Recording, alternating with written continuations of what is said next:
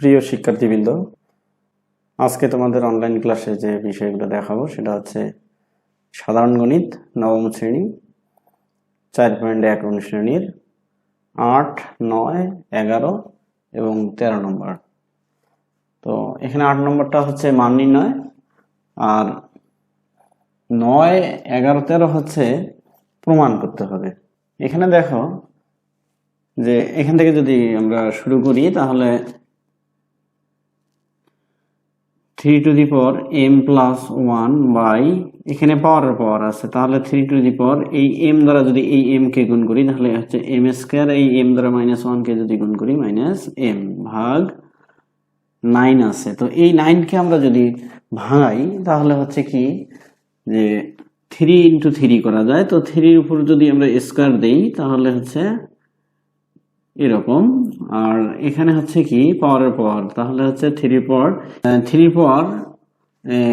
m-1 আছে, আবার তারই পাওয়ার হচ্ছে m+1, তাহলে পাওয়ারের পাওয়ার, তাহলে a + b * a - b সূত্র যদি করি তাহলে m² - 1। তো এখানে দেখো, এখানে তো আমরা সূচকের নিয়ম অনুসারে যদি ভাগ যে আছে সেই ভাগটা যদি করি তাহলে হচ্ছে কি m+1 ভাগ থাকলে হচ্ছে বিয়োগ, তাহলে -m² - m এই ভাগ লিখলাম, আর এখানে 3 পাওয়ার হচ্ছে 2m + 2, এই 2 দ্বারা m+1 কে গুণ করলাম, আর এখানে 3 পাওয়ার m² - 1। তো এখানে একটা জিনিস দেখো, সেটা হচ্ছে m আর m যোগ করলে হচ্ছে 2m, আর এখানে হচ্ছে +1 - m² ভাগ, এখানে ভাগ আছে, ভাগ থাকলে কি হয় বিয়োগ হয়, 3 পাওয়ার m+2 ভাগ আছে বিয়োগ হলো m² -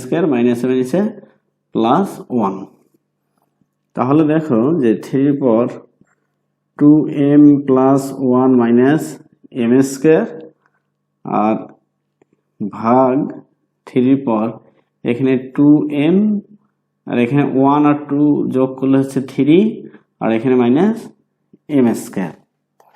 তো এখন দেখো এই 3 আর এই 3 ভাগ আছে, তাহলে পাওয়ার কি হবে বিয়োগ হবে। তো এখানে দেখো 3 এর পাওয়ার 2m + 1 -m² ভাগ থাকলে বিয়োগ হয়, তাহলে -2m -3 আর -m² এই +m² কেটে দিলে, যদি কেটে দেই তাহলে থাকতেছে কি 3 পাওয়ার এখানে -3 আর এখানে +1, তাহলে হচ্ছে -2 যদি ভাগ করে দেই সূচকের নিয়ম অনুসারে 2, অর্থাৎ 1/3 এর উপর স্কয়ার মানে 9, এটাই হচ্ছে এর মান। এরপর দেখো 9 নম্বর। তো 9 নম্বরে বাম পক্ষ যেটা আছে যে 4 to the power n - 1/2 to the power n - 1। তো এখানে যে 4টা আছে এই 4টাকে আমরা 2 এর উপর স্কয়ার করতে পারি, তাহলে পর হচ্ছে n - 1/2 to the power n - 1। তো এখানে দেখো যে এই পাওয়ারটাকে যদি অল্টার করে নিই, যে 2 to the power n করলাম আর স্কয়ার বাহিরে রাখলাম, আর এখানে হচ্ছে -1, আর এখানে 2 to the power n - 1। তো এখন দেখো এই 1 এর উপর যদি স্কয়ার দেই তাহলে a² - b², তাহলে a + b * a - b/2 to the power n - 1। তো একই টার্ম যদি কেটে দিই তাহলে থাকতেছে কত 2 to the power n + 1, তাহলে আমাদের রাইট সাইড পেয়ে গেলাম। এটাই হচ্ছে প্রুফ। এরপর 11 নম্বর দেখো, সেটা বাম পক্ষে কি আছে যে a to the power l/a to the power m, তারপর হচ্ছে n, আর এখানে আছে কি a to the power m/a to the power n, তারপর হচ্ছে l, আর এখানে a to the power n/a to the power l, তারপর হচ্ছে m। তো এখান থেকে আমরা যাব কিসে 1 এ।